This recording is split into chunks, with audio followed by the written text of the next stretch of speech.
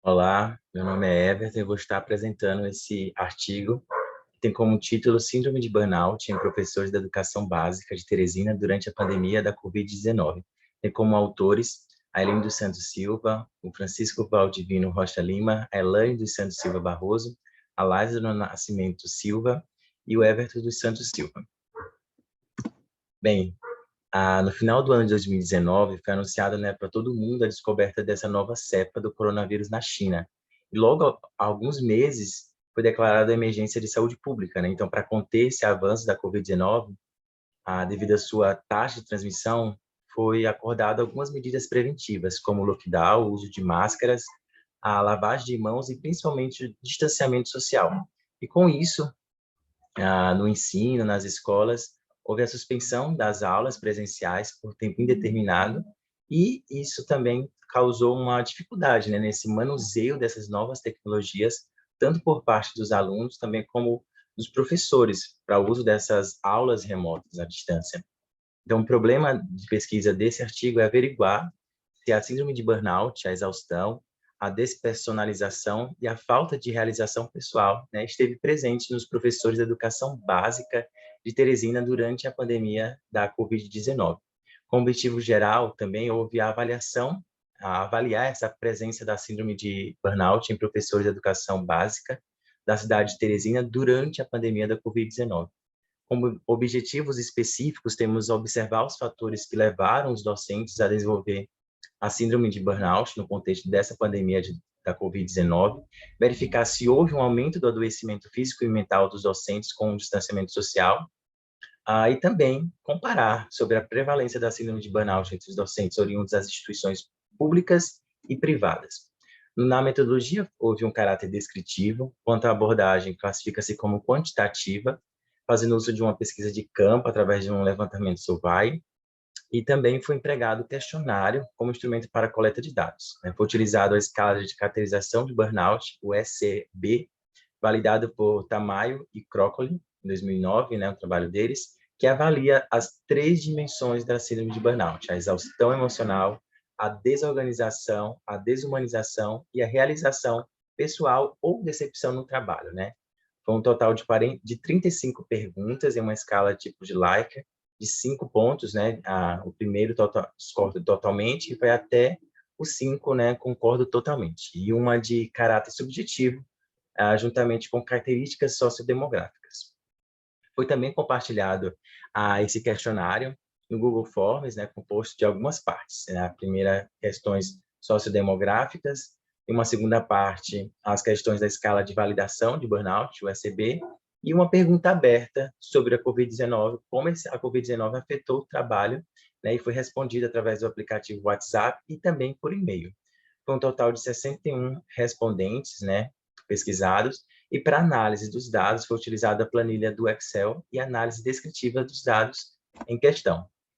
Aí temos um pouquinho do nosso referencial teórico em relação à síndrome de burnout, né, que é considerada como uma reação de esgotamento físico e mental causado por excesso de trabalho ou de quadro de estresse prolongado decorrente da atividade profissional, onde tem muitas responsabilidades e vive constantemente sob pressão. A síndrome de burnout, ela tem 3 dimensões, né? Para Oliveira, elas são relacionadas e interdependentes, né? Então, a exaustão emocional corresponde ao desgaste emocional e à sensação de sobrecarga, como, por exemplo, a falta de energia, a disposição para realizar determinadas atividades. A despersonalização, né? Que nada mais é que o desenvolvimento de sentimentos negativos, a falta de sensibilidade para o outro e a ironia, a diminuição da realização pessoal, né, e que é a sensação de inadequação pessoal e profissional ao trabalho, né, e a incompetência, né. Os profissionais, eles são mais suscetíveis ao desenvolvimento da síndrome de burnout, são de natureza assistencial, né, os enfermeiros, os professores, os policiais, os terapeutas, que requerem esse relacionamento direto e frequente com pessoas que necessitam de algum tipo de cuidado. Um profissional acometido, ele perde sua capacidade laboral e, como consequência, surgem nas organizações problemas como absenteísmo, a licença médica, a rotatividade, o baixo desempenho e a má qualidade no trabalho, né?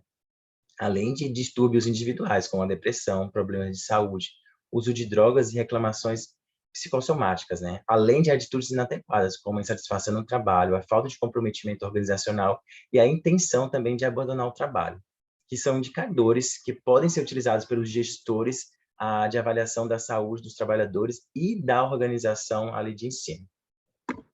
A docência também é uma profissão público-alvo de inúmeros estressores psicossomáticos, né, e psicossociais, pois além das longas jornadas de trabalho, a falta de reconhecimento na carreira e o envolvimento emocional existe o acúmulo também de funções, que seriam a execução de tarefas administrativas e burocráticas, enfrentamento de falta de interesse e indisciplina dos alunos, além da ausência de estrutura e recursos, a inexistência de diálogo e o suporte por parte dos administradores, né, os gestores públicos, pais e também da comunidade. Então, um pouquinho das nossas análises e discussões dos resultados da pesquisa, né? Então, a faixa etária ela varia de 25 a 55 anos, 76% é do sexo masculino, a sua maioria do sexo feminino, no caso, 58% são casados, 51% têm filhos dos entrevistados, e a instituição de ensino, em sua maioria dos pesquisados, é da rede pública. 68% também possuem especialização, 15% mestrado e 16,7% apenas graduação. Então, com a lista de 12 questões postas na tabela 2 no artigo, onde mais de 80% dos respondentes afirmaram se sentirem esgotados ao final de um dia de trabalho. Em outro questionamento, né, na outra pergunta, há uma porcentagem maior quanto afirmam que o trabalho exige mais do que podem dar. E 70% também se sentem emocionalmente exaustos. A tabela 3 seguinte, ela evidencia os achados relativos à dimensão de despersonalização, em que 42,6% dizem perder a paciência, 43,3% ficam de mau humor quando lidam com os outros, e na tabela 4, composta por 13 questões, aborda sobre realização pessoal ou decepção no trabalho. E os respondentes, em sua maioria, se sentem identificados com o trabalho e acham que as coisas que realizam no trabalho também vale a pena. Aí tem uma tabela 5 que fala um pouquinho da distribuição de níveis de burnout segundo os fatores da escala, né? E, na sua maioria é alto, tanto na exaustão emocional como na despersonalização e na realização pessoal.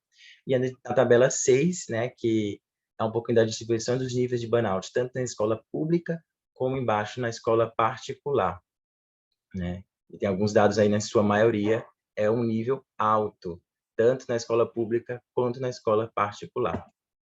Aqui a gente tem uma nuvem sobre uma pergunta aberta sobre o Covid e algumas palavras que mais direcionaram, que foi o trabalho, o aluno, a aula, a professor e algumas coisas. Então, considerações finais, notou-se também a parte das análises que os professores de Teresina possuem características das 3 dimensões da síndrome de burnout, com alta taxa de adesão no nível alto, em todas elas, em uma especial na realização pessoal / decepção no trabalho.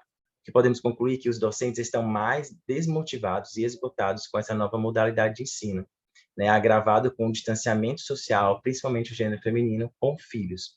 E outro ponto abordado em relação à prevalência da síndrome de burnout nos professores de escola pública e nos das escolas particulares, o que ficou claro que os dois públicos estão com esgotamento físico e mental. Porém, os docentes que ministram aula nas escolas particulares chegam ao nível mais superior, quase 90% em todas as dimensões. E aí a gente tem um pouquinho dos referenciais bibliográficos para fazer esse artigo, né, esses 2 pontos.